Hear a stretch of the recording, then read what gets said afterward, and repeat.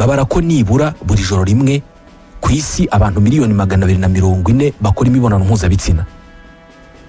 Abantu nibo nyamaswa zihuza ibitsina cyane kurusha izindi nyamaswa zose zibaho. Izindi nyamaswa zimenya igihe cy'uburumbuke akaba aribwo zihuza ibitsina kandi zikabikora kubera ko zishaka kubyara. Twebwe abantu tubikora iki cyari cyo cyose, twaba dushaka kubyara twaba tutabishaka. Bitandukanye n'izindi nyamaswa, twebwe tunabyara tutabishaka, ariyo mpamvu twahimbye uburyo butagira ingano buturinda gusama no gutera inda igihe tutabishaka. Tuba mu muryango wubatswe kandi wubakiye ku guhuza ibitsina hagati y'abafite ibitsina bitameze kimwe. Ni ibikorwa bikorwa n'abantu hafi ya bose, nubwo kubivuga no kubigaragaza tutabifata neza buri gihe. Ni ibikorwa bituma buri mwaka ku isi hagurishwa ibirometero 20,000 bya rouge à lèvres, ni amarangi basiga ku minwa y'imitako. Buri wese muri twe akora imibonano mpuzabitsina nibura inshuro 3,000 mu buzima bwe bwose. Nibura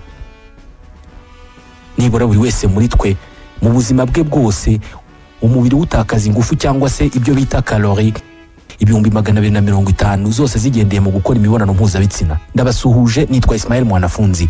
Ibyitwa instinct sexuel cyangwa se ibyiyumvo by'umubiri w'umuntu biganisha ku guhuza ibitsina ni kimwe mu kwiyumva ko umuntu gufite ingufu kuruta ibyumviro byose dufite. Ni ukwiyumva ubuzima bwose bwubakiyeho. Niko kwiyumva ko abantu kuzavamo bazadusimbura hano ku isi igihe tuzaba tutakiriho. Guhuza ibitsina no kwihuza hagati y'umugore n'umugabo ni ibikorwa tutanavuga ko tuvukana, ahubwo tugira ubushobozi bwo kubikora na mbere yo kuvuka. Ni ubushobozi buri wese muri twe yarazwe n'umukurambere we, umukurambere wa kure cyane udashobora no kumenya. Mu buryo bw'ikoranabuhanga ry'umubiri bigenda bite ngo ibinyabuzima bibiri kimwe cyifuza ikindi hagamijwe guhuza ibitsina? Ni iki kiba mu mpumuro y'umuntu, mu isura ye no mu mitungo abantu batunze gishobora gutuma ibyo utunze bituma ukundwa n'umugore cyangwa se umugabo mukazabana ubuzima bwose? Ni izihe mbaraga ubwonko bw'umuntu bufite zikurura ibyitwa jalousie sexuelle cyangwa se gufuha hagati y'abashakanye cyangwa se abemeranijwe kubana no gukundana bishingiye ku bitsina? Tubahaye ikaze. Ibifite ubuzima byose ukuyemo udukoko cyangwa se za virusi, ibindi bikenera gukora imibonano mpuzabitsina, igitsina gabo n'igitsina gore, hagamijwe kororoka. Ku bantu, abagabo n'abagore bose bahuje ubushake bw'ibanze bwo guhuza ibitsina no kubyara abana. Gusa imibiri y'aba bombi iratandukanye cyane mu kugaragaza ukwifuza guhuza ibitsina. Hari abantu bahura uyu munsi aribwo bwa mbere umwe abonye undi, uwo munsi bakarara bakoranye imibonano mpuzabitsina. Abashakashatsi ba televiziyo y'Abanyamerika yitwa CNN bagiye muri kaminuza imwe y'i Londres mu Bwongereza bakora ubushakashatsi bifashishije icyuma gifata amashusho mu ibanga. Umugabo umwe n'umugore umwe muri abo bashakashatsi bivanze mu banyeshuri mu kigo, bose ntibajya hamwe, buri umwe ajya ukwe. Akajya yegera umunyeshuri abonye aho ngaho atazi, akamwongorera ati nakwitegereje kuva kare, numva ndakwikundiye. Ese waretse ku mugoroba tukaza guhura tukaganira tukanakora imibonano mpuzabitsina? Aba bashakashatsi bashakaga kumenya itandukaniro riri hagati y'abagore n'abagabo mu birebana no guhuza ibitsina n'abantu batazi. Abagore n'abakobwa bose babajijwe iki kibazo n'umushakashatsi w'umugabo, nta n'umwe yemeye ibi bintu. Banatangariraga uburyo atinyuka kubaza icyo kibazo umuntu atazi bataziranye. Ku rundi ruhande, umushakashatsi w'umukobwa nawe yari muri iyi kaminuza abaza iki kibazo abasore n'abagabo bahuraga. Abagabo 3 muri 4 uyu mushakashatsikazi yabajije niba bemera kuza kuryamana nawe iryo joro, barabyemeye. Mwibuke bose babaga bahuye nawe bwa mbere. N'abatarabimwemereye bamubwiye ko bafite ibizamini ibyo bintu batabibonera umwanya. Nubwo duhuriye kuri byinshi abagabo n'abagore, ariko iyo bigeze ku marangamutima yo guhuza ibitsina duhita dutandukana. Hari impamvu ishingiye ku miterere n'imikorere y'umubiri wacu itera ibi ngibi. Ku bantu mu birebana no kororoka, umugore niwe usama inda akayitwita amezi 9 akayibyara. No mu kurera umwana niwe bamarana igihe, imvune nyinshi niwe uzizi. Twese tuvuga ko tubyara, umugabo avuga ko abyara n'umugore akabyara. Umubyeyi w'umugore igihe bimusaba ngo abyare umwana dukurikije igisobanuro duha inshinga kubyara, umugabo yababyaye abana barenga 100 ushingiye ku buryo abagabo babyara. Ukurikije igisobanuro cy'uko abagabo babyara, mu mezi 9 umugabo yababyaye abana byakugora kubara. Kugeza ubu agahigo k'umugabo wabyaye abana benshi ku isi gafitwe n'uwahoze ari umwami wa Maroc witwaga Moulay Ibn Sharif Ismail. Yategetse Maroc hagati y'umwaka wa 1672 n'1727. Yabyaye abana 888 mu myaka 32.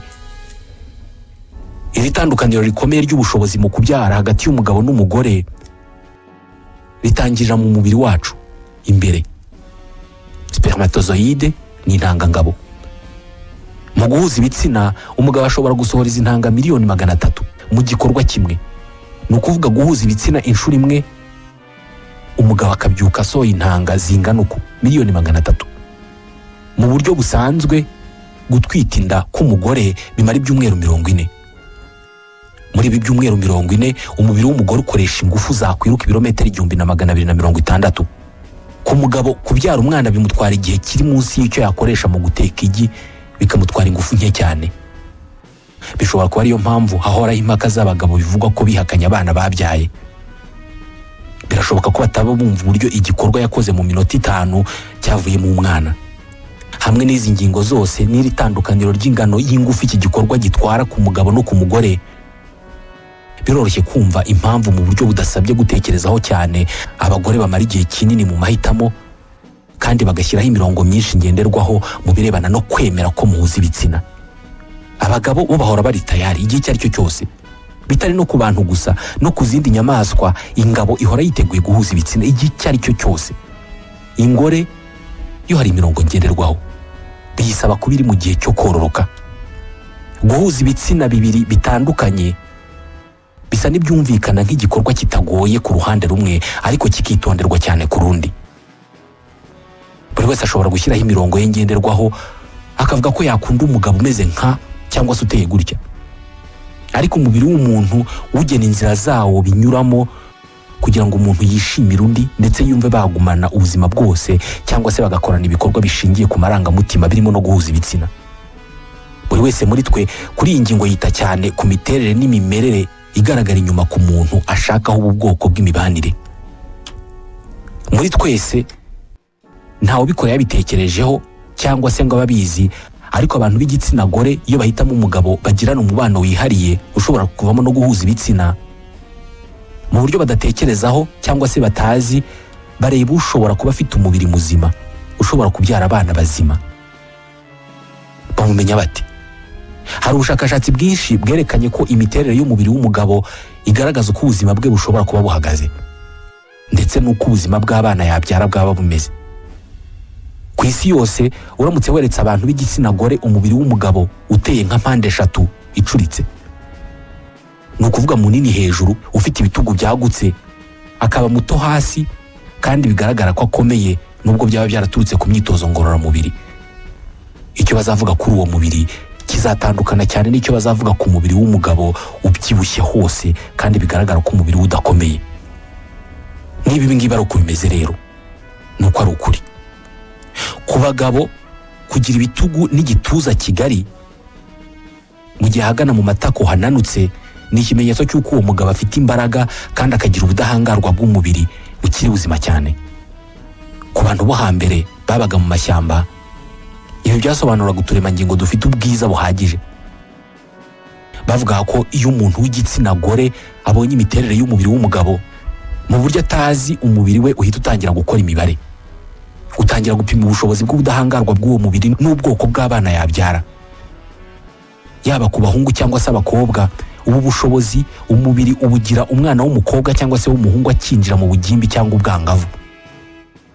Abamvuze bwa nyuma, abangavu, bazi neza ko umuhungu ufite umubiri bigaragara ko ukomeye, usibye kuba ari muzima, uwo muntu aba anashobora no kubarinda igihe bari mu bibazo. Ibi babizi mu buryo batazi, ni ukuvuga mu buryo badatekerezaho.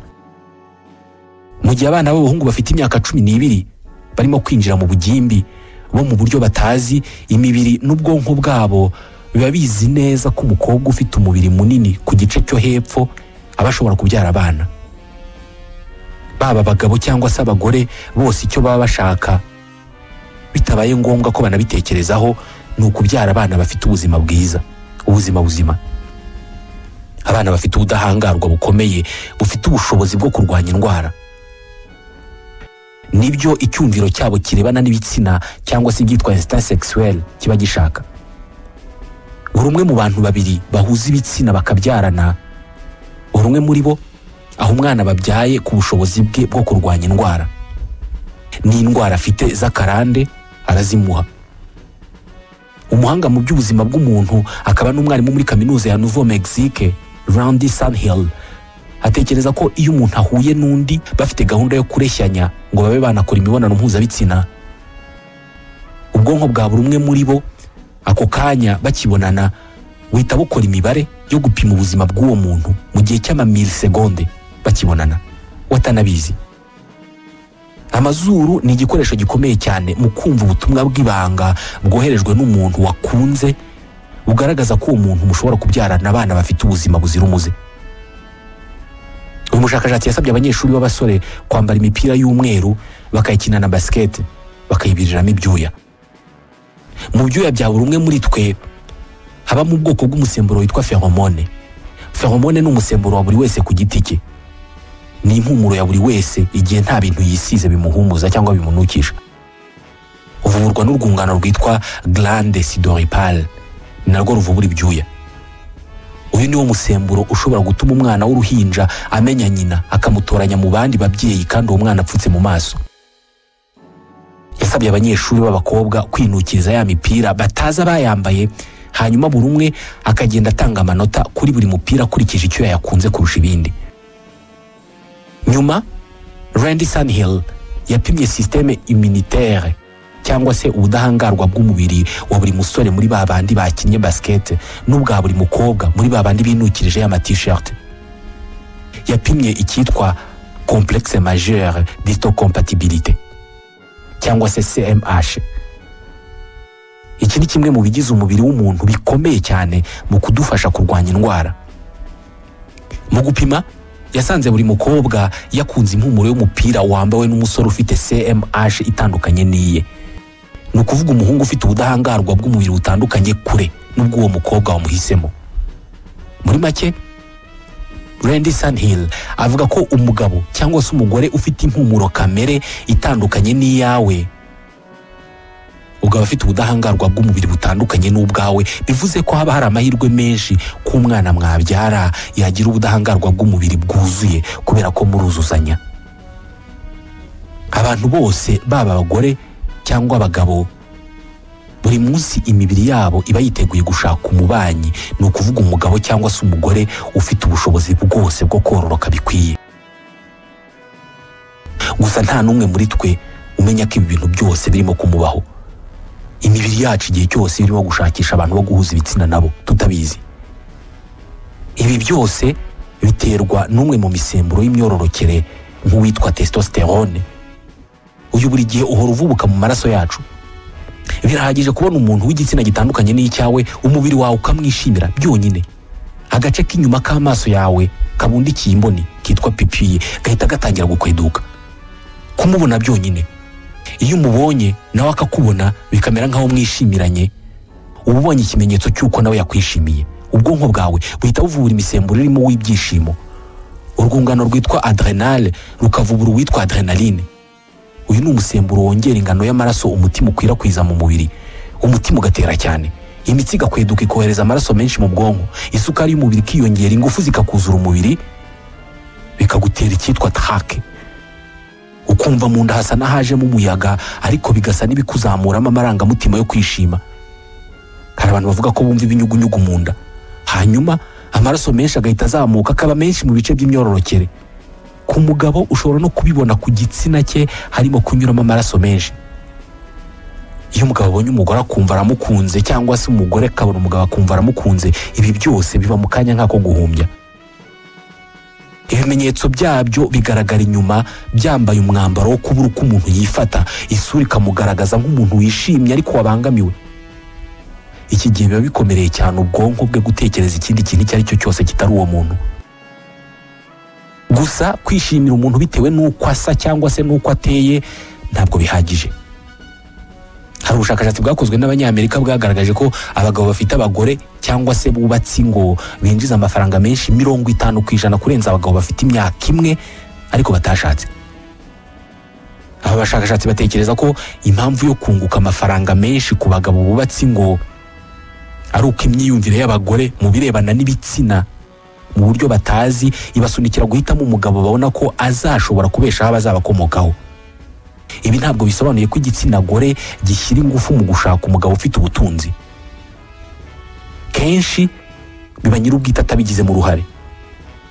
Ushaka kureba uburyo ubutunzi bw'umugabo ari ingenzi ku nyamaswa zose z'ingore, byagusaba gusura bimwe mu byanya by'inyamaswa z'igasozi. Mu isi y'inyamaswa, ingabo ifite ubutunzi ikundwa n'ingore zitagira ingano. Nk'urugero, ubwoko bw'inyoni ziba mu mazi zitajya ziguruka zitwa penguin. Amabuye ni ubutunzi bukomeye cyane kuri penguin. Ku nkengero z'amazi magari aho penguin ziba, penguin y'igihangange ihubaka icyari cyiza cyane kigizwe n'ibimera n'amabuye. Uko ishobora kwegeranya amabuye manini kandi menshi ikubaka icyari kinini, niko iba ifite ubushobozi bwo kurinda abana bayo ubukonje. Uko ni nako iba ifite amahirwe yo kurinda igi ryayo rikazavamo umwana ufite ubuzima bwiza. Iyi iba ifite ingore nyinshi cyane ziyishaka. Penguin z'ingore ntabwo zishaka ingabo ifite ubutunzi gusa, ahubwo zinashaka ifite ubushobozi bwo kurinda abana zizabyara. Ntabwo biba henshi, ariko muri Leta Zunze Ubumwe za Amerika hari amashyirahamwe akora akazi ko guhuza abagore babyifuza bagahuzwa n'abagabo b'abakire, bagahurira mu mahuriro yitwa Millionaires Club. Hari nk'iyitwa Matchmaker. Ni igitekerezo cy'uwitwa Patty Stanger. Aba bafite urubuga rwa internet ushobora kurusura, millionairesclub.org. Avuga ko abagore badafite uburenganzira bwo kubaza abagabo ingano y'amafaranga bakorera. Avuga ko yagize igitekerezo cyo gushinga uyu muryango kubera ko yabonye ko abagabo bafite amafaranga bakora cyane ntibabone umwanya wo kwita ku by'imibanire. Mu kubafasha rero yashinze ishyirahamwe aho abagore nabo bafite ikibazo cy'imibanire bahuzwa n'abo bagabo badafite umwanya w'icyo gikorwa. Abaherwe bavuye imihanda yose bishyura $20,000 by'amadolari kugira ngo bajye muri iryo shyirahamwe. Abagore bo ntacyo bishyura.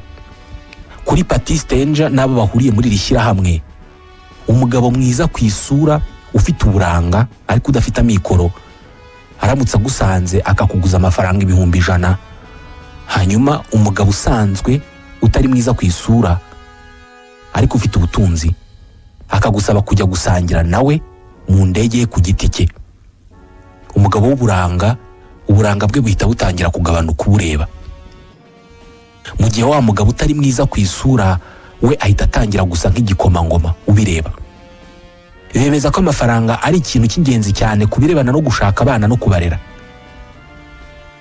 Niba abagabo bafite impamvu 1000 zo guterwa ishema no kuba hari icyo batunze, mu nyamaswa ho izi ngabo zifite ubutunzi cyangwa se ubuhangange ziba zifite uburyo bwinshi bwihariye bwo kwereka inyamaswa z'ingore ubwo bubasha bwazo. Hashize ibinyejana by'ibihumbi by'imyaka abantu bariho icyo gihe batasaga natwe batangiye guhitamo abo babana cyangwa se abo babyarana hashingiwe ku bazi ubwenge kurusha abandi. Hari abashakashatsi bavuga ko kuva iki gihe aribwo ubwenge bw'abantu bwatangiye kwiyongera. Bemeza ko tutateje imbere ngo tunakuze ubwonko bwacu kugira ngo tubeho byonyine. Ubwonko bwacu bunadufasha guhitamo uwo tubana, umugabo cyangwa se umugore.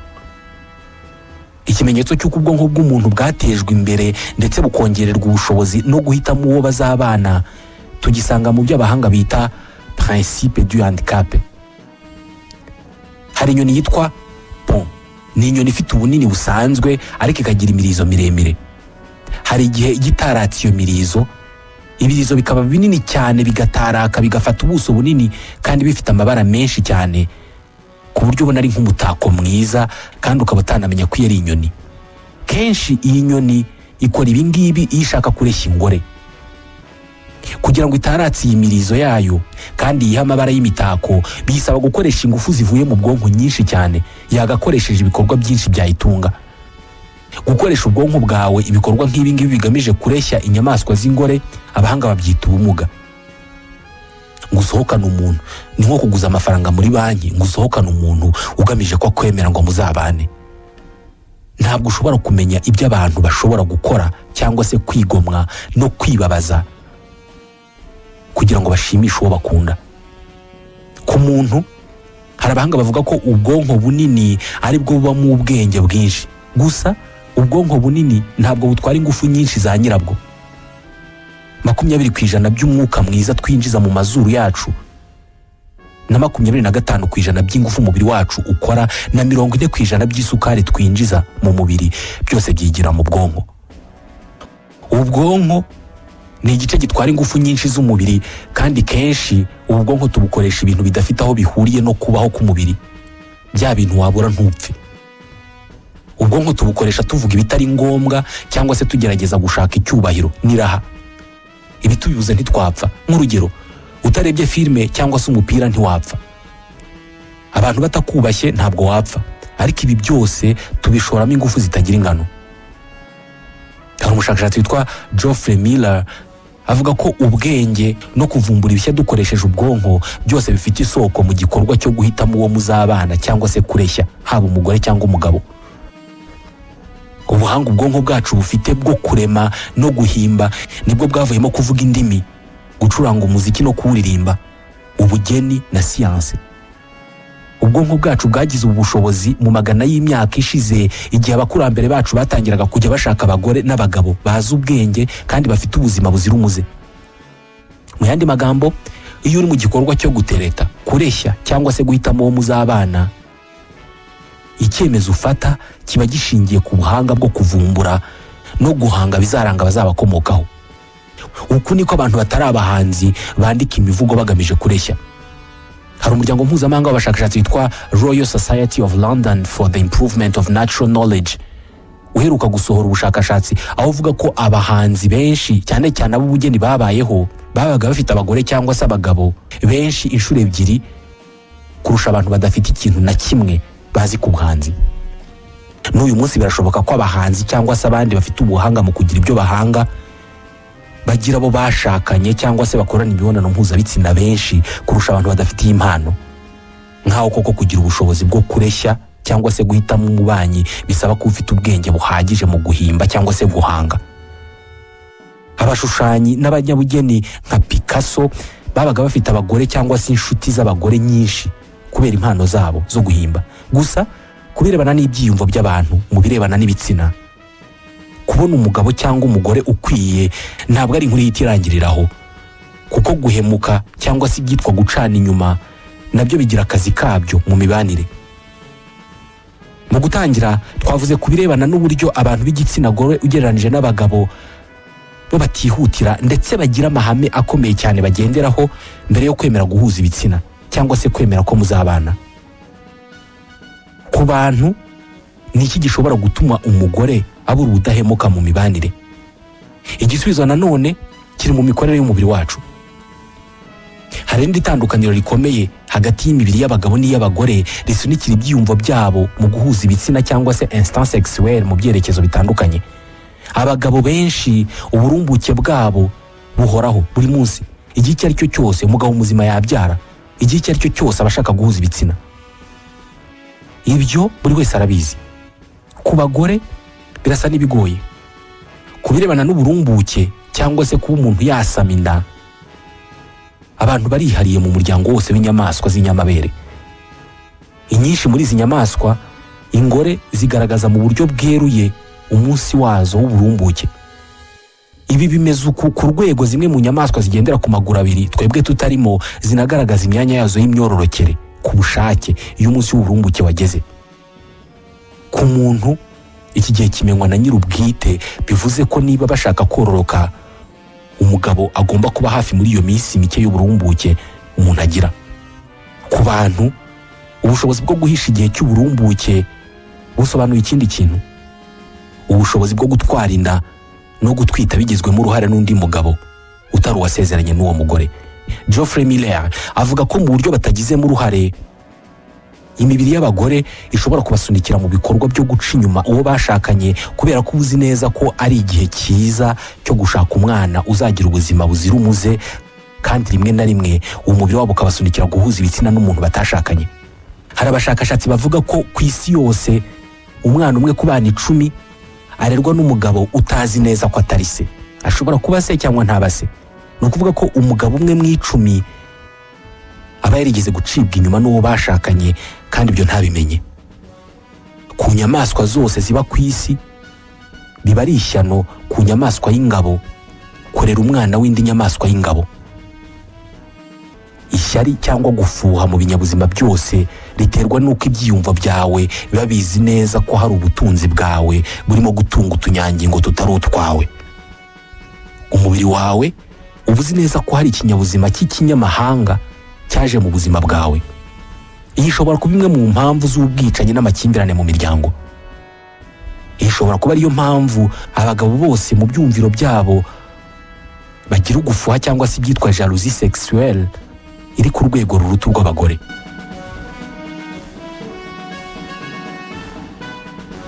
Ibi bita jalousie sexuelle ku bagabo ni ibyumvo by'umubiri biba mu mico yose yo ku isi. Hari komisiyo y'umuryango w'ubumwe bw'Uburayi yakoze ubushakashatsi ku mpamvu zitera ubwicanyi mu miryango. Ubushakashatsi bwagaragaje ko 1/3 cy'ubwicanyi bwagiye buturuka ku gufuha no gukeka gucana inyuma hagati y'abashakanye. Tubashimira ko mudasiba kudukurikira. Iki kiganiro tugisoreje. Nitwa Ismael Mwanafunzi, ndabashimiye.